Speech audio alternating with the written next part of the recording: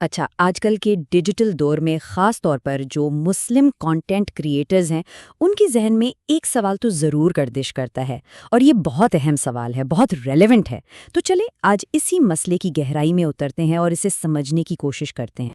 تو سوال سیدھا سا ہے، کیا ایک مسلمان کریٹر اپنے ایمان پر قائم رہتے ہوئے یوٹیوب ایڈ سے پیسے کما سکتا ہے؟ یہی وہ بڑا سوال ہے جس کا جواب ہم آج ڈھونڈنے نکلے ہیں۔ دیکھیں، کسی بھی نتیجے پر پہنچنے سے پہلے سب سے پہلی اور سب سے بنیادی شرط کو سمجھنا ضروری ہے، اور وہ شرط ہے خود ہمارا اپنا بنایا ہوا مواد۔ تو بھئی، جائز مواد کیسا ہو سکتا ہے؟ اس کی کچھ مثالیں لیتے ہیں۔ کوئی بھی فائدہ مند مواد، جیسے کہ تعلیمی کلپس ہو گئے، یا ایسے کارٹونز جو اسلامی حدود میں بنائے گئے ہوں، یا پھر بچوں کے لیے ایسا مواد جو ان کی اچھی تربیت کرے، یہ سب اس میں شامل ہے۔ اب ذرا ان دونوں کے درمیان فرق دیکھیں۔ ایک طرف ہے جائز مواد، جس کا مقصد اچھا ہو، تعمیری ہو، اور جو اسلامی ہدایات کے مطابق ہو، اور دوسری طرف وہ چیزیں ہیں جن سے بچنا ضروری ہے، جیسے میوزک، غیر اخلاقی تصاویر، یا کوئی بھی ایسے خیالات جو گمراہی کی طرف لے جائیں۔ تو اگر مواد ٹھیک ہے، حلال ہے، تو پھر مسئلہ کہاں پیدا ہوتا ہے؟ اصل مسئلہ ان اشتہارات سے شروع ہوتا ہے جو ہماری ویڈیوز پر چلتے ہیں، کیونکہ سچ تو یہ ہے کہ ان پر ہمارا کوئی کنٹرول نہیں ہوتا۔ اور یہیں پر مخلوط دولت یعنی مکسڈ انکم کا تصور سامنے آتا ہے۔ اس کا سیدھا سا مطلب ہے ایسی کمائی جس میں حلال اور حرام دونوں طرح کی رقم آپس میں مل گئی ہوں، اور کیونکہ ہمیں نہیں پتا کہ کون سا اشتہار چلے گا، تو یہ آمدنی خالص حلال نہیں رہ پاتی۔ یہ چارٹ اس پوری صورتحال کو بہت اچھے سے سمجھاتا ہے۔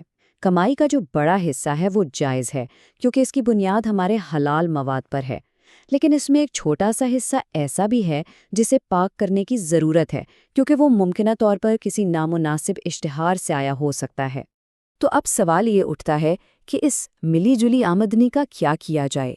اچھی بات یہ ہے کہ علماء نے اس مسئلے سے نمٹنے کا ایک طریقہ بتایا ہے، ایک ایسا راستہ جس سے اس کمائی کو پاک کیا جا سکتا ہے۔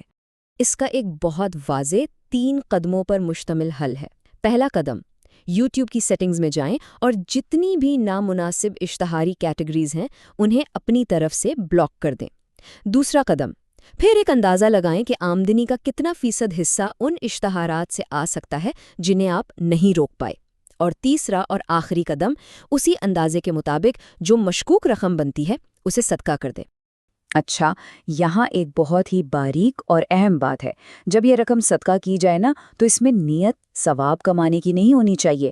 اصل نیت اپنی کمائی کو اس مشکوک حصے سے پاک کرنے کی ہونی چاہیے۔ مطلب یہ کہ ہم ایک ذمہ داری پوری کر رہے ہیں، اس سے چھٹکارا حاصل کر رہے ہیں۔ چلیں اب اس ساری بات چیت کو سمیٹتے ہیں۔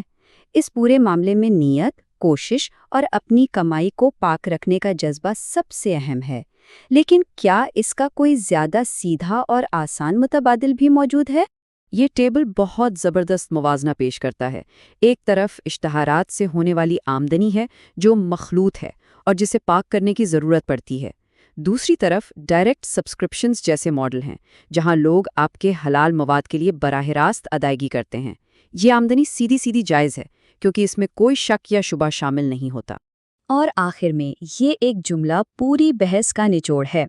بطور ایک مواد تخلیق کار یہ ہماری ذمہ داری ہے کہ ہم احتیاط، اچھی نیت اور مسلسل کوشش سے اس بات کو یقینی بنائیں کہ ہماری کمائی ہر ممکن حد تک پاکیزہ رہے۔